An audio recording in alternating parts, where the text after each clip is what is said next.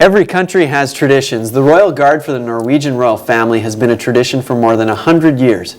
Former Royal Guardsman Bjørn Nybø is here to tell us his experience of standing guard outside the Norwegian royal palace.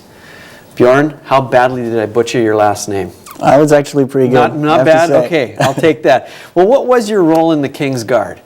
I was just a regular guardsman. I stood in front of the royal palace and the royal residence and our camp and also the old fortress in Oslo. Okay, so you were stationed at a few different places. How long were you part of the guard? For 1 year. 1 year? Yep. Okay. And what made you become a Kingsguard? Why did you become a Kingsguard? We've got the draft in Norway, or the conscription, so it was actually more of a choice by myself. Okay. Wanted to be in a big city rather than all the way north. Okay, so if it wasn't that, you might have been stuck maybe at a base somewhere or something like that? I might have been stuck in the artillery, way up north. Okay. Out in nowhere, So basically. I'm sure you have friends who were in those other places. Did you make the right choice in being part of the Royal Guard? I think so. I had a great time. Okay. Yeah. Well, what exactly does the Kingsguard do? It's more of a tradition and kind of just looking good up there, more of a tourist attraction, I guess. There's always a lot of people there during the summer who come and look at the guard change and taking pictures of us and stuff like that. Okay. And is there any significance to the uniform that you wear? I noticed there was a pretty big feather hanging off the front there. That's actually buffalo hair. Okay. So yeah. It's not a feather. No. All right. And it was hanging down right next to your face there in one of the pictures. Oh, yeah, yeah. And was it one of these deals where you had to stay in character the whole time?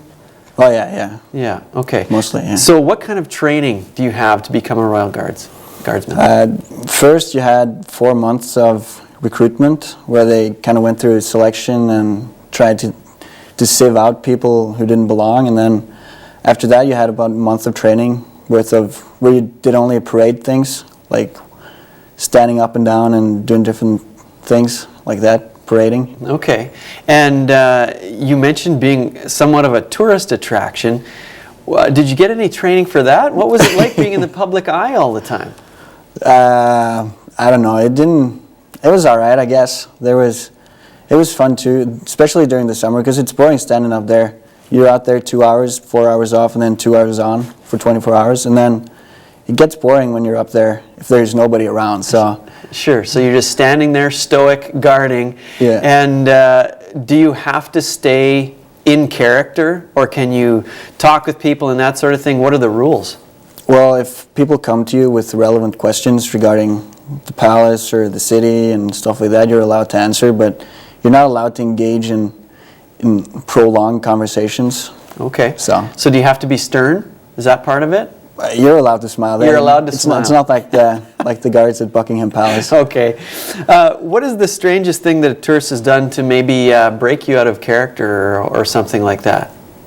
Well, I didn't experience too many things like that, but there was a colleague of mine who was standing. He was on the shift right after me, and it was around 4 o'clock in the night, I think, 4 o'clock, and people were walking home from downtown, and there was actually a couple of girls walked by, and they thought that he looked so tired, so they flashed him in order to quicken him up. That would get him perked up. What was the biggest thing you struggled with while being in the guard? What's the hardest thing about being a guardsman?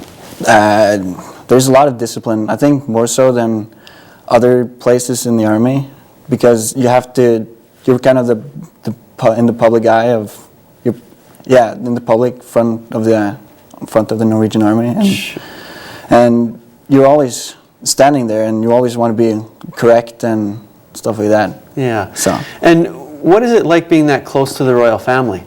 The truth is, I wasn't really that close, but it was fun. You could every year they have the royal inspection in the camp, and the king kind of walks along the ranks to inspect his troops. But other than that, we didn't really have any free contact with the king. Okay, I have to ask you this. We've got a picture of a penguin walking in front of the Royal Norwegian Guard. What is the deal with the penguin? That's Nils Olav II. The first one I was adopted in 1972 by, he's our mascot basically for our battalion. Okay.